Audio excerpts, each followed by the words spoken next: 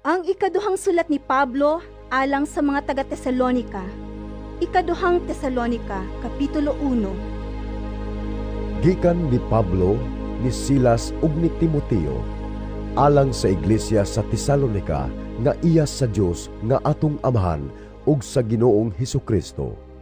Ang Dios nga Amahan ug ang Ginoong Hesukristo maghatag kaninyo sa grasya ug kalinaw. Mga igsuon, kinahanglan nga sa tanang panahon magpasalamat kami sa Dios tungod kaninyo. Angay gayod nga buhaton namo kini, kay ang inyong pagtuo nagtubo man pag-ayo ug misamot usab kahugot ang inyong paghigugmaay.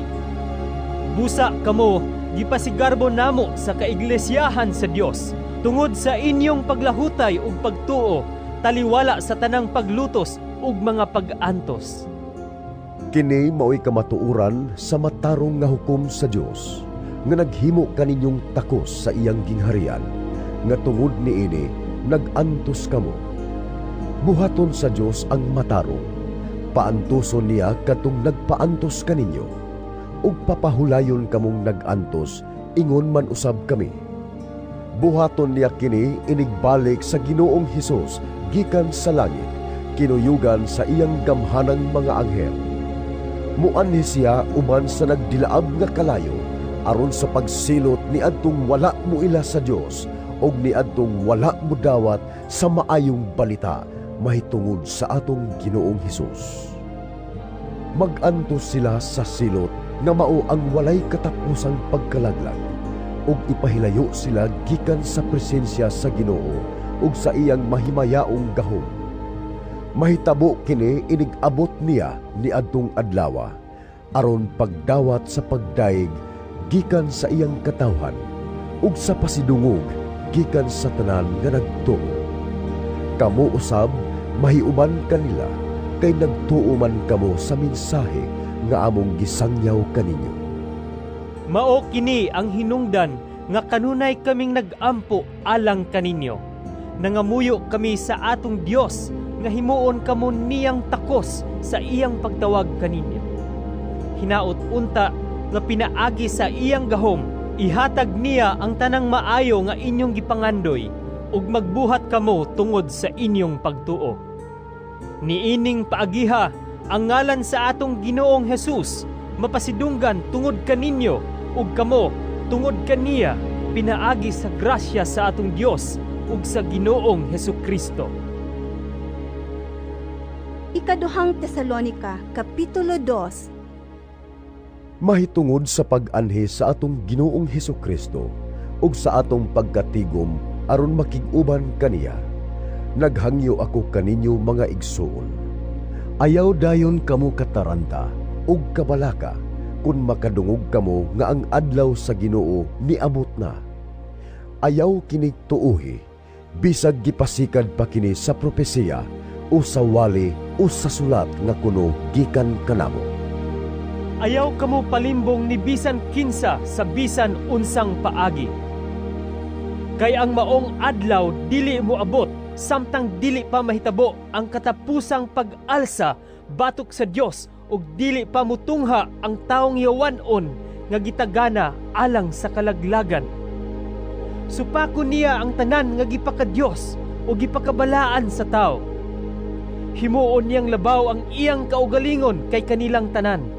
Gani, musulod ug mulingkod siya sa templo sa Dios ug ang kunon niya nga siya Dios. Wala ba kamo mahinumdum nga gisultihan ko kamo niining tanan samtang ako uban pa kaninyo? Apan may nagpugong niini aron dili kini mahitabo karon ug nasayod kamo niini. Busa sa panahon nga gitagal, muanhi ang taong yawanon, ang tinaguang gahom sa taong yawanon naglihok na ug madayag lamang kining gahoma kun kini dili napungan sa nagpugong niini. Unya ang taong yawanon muanhi ug patyon siya sa Ginoong Hesus pinaagi sa huyop ug sa kasulaw sa iyang pagpadayag.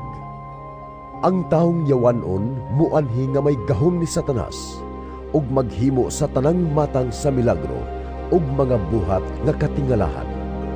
Gamiton niya ang tanang paagi aron malimbungan ang mga laglagonon. Pagalaglagon sila kay wala man nila dawata ug higugmaa ang kamatuoran. Kung gibuhat pa nila kini, maluwas unta sila.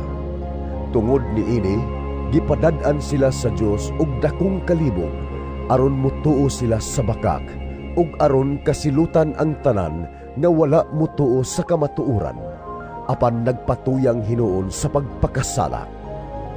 Mga igsuon, angay kaming magpasalamat kanunay ngadto sa Dios tungod kaninyo nga gihigugma sa Ginoo. Kay gipili kamo sa Dios sukad pa sa sinugdan aron maluwas pinaagi sa gahom sa espiritu ug pinaagi usab sa inyong pagtuo sa kamatuoran aron mahimo kamong balaang katawhan sa Dios.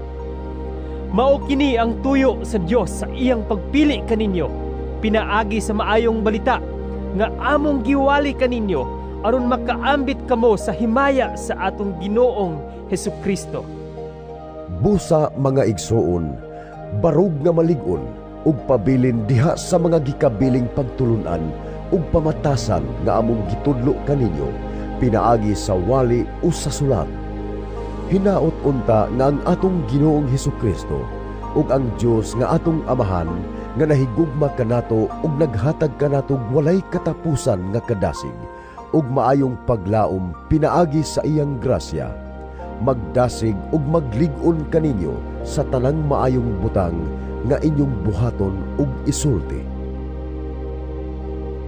Ikaduhang Tesalonika, Kapitulo 3. Sa katapusan, mga igsoon, iampo kami.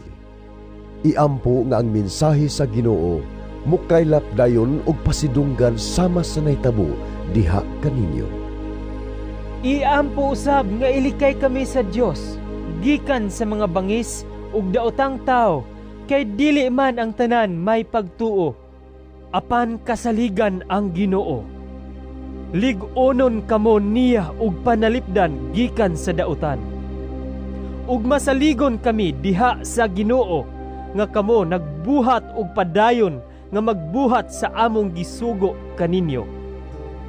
Hinaot unta nga ang Ginoo magtultol sa inyong kasing-kasing ngadto sa gugma sa Dios ug ngadto usab sa pagkamainantuson nga gihatag ni Kristo. Mga igsuon, sa ngalan sa Ginoong Hesukristo, palayo kamo sa tanang kaigsuonan nga nagtinapulan ug wala magtuman sa mga pagtulunan ug pamatasan nga among gibilin kanila. Kay nahibaluan ninyo nga angay kamong musundog kanamo. Wala kami magtinapulan sa diha pa kami uban kaninyo. Wala kami magpadulot og pagkaon nga wala namo bayre. Hinuon nagbuhat og nagbudlay kami sa adlaw ug gabi aron dili makahasol kang bisan kinsa kaninyo. Gihimo namo kini dili tungod kay wala kami katungod sa pagpangayog suhol, kundili aron mahimo kami ninyong sumbanan. Kay samtang diha pa kami uban kaninyo, giingnan namo kamo, ayaw pa kan-a ang dili mo trabaho. Gisulti namo kini kay nakabalita man kami nga may pipilak kaninyo nga nagtinapulan ug walay laing gihimo gawas sa pagpanghilabot sa buhat sa uban. Busa, sa ngalan sa Ginoong Hesukristo, nagsugo kami ug nagpasidaan niining mga tawhana nga kinahanglan nga magpuyo sila nga malinawon ug magtrabaho alang sa ilang kaugalingong panginabuhi. Mga igsuon, ayaw kamo pagtapol sa pagbuhat og maayo. Kung dunay dili musunod sa among gisugo, pinaagi niining sulata. Panidi siya ug ayaw na pagpakig-uban kaniya aron maulaw siya. Ayaw siya isipa nga kaaway, apan pasidan ihinuon siya, ingon nga igsuon. Hinaot unta nga ang Ginoo mismo nga mao ang tuburan sa atong kalinaw, kanunay maghatag kaninyong kalinaw sa tanang paagi. Ang Ginoo mag-uban kaninyong tanan. Ako mismo, si Pablo, maoy nagsulat niining pangumusta. Kini ang akong paagi pagpirma sa tanang sulat ug ingon niini ang akong sinulatan. Ang grasya sa atong Ginoong Hesukristo mag-uban kaninyong tanan.